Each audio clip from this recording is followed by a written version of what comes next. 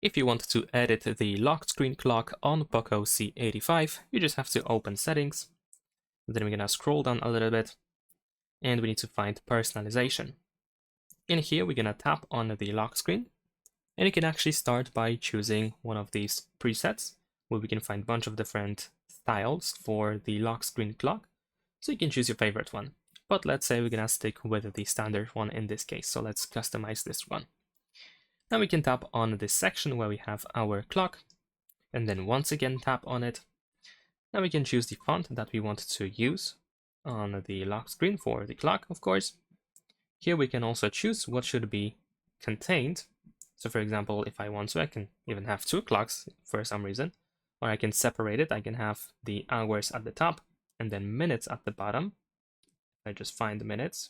There we go. So it looks then like this. So of course, feel free to personalize and adjust it to your own needs, like this. And of course, we have some additional information in here that can be used as well. Besides that, we also have font effects at the bottom. So if you go over here, you can, for example, change the color of the clock. So it looks like this.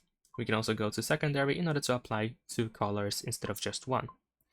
And once you are done with all these changes, you can press apply in the upper right corner.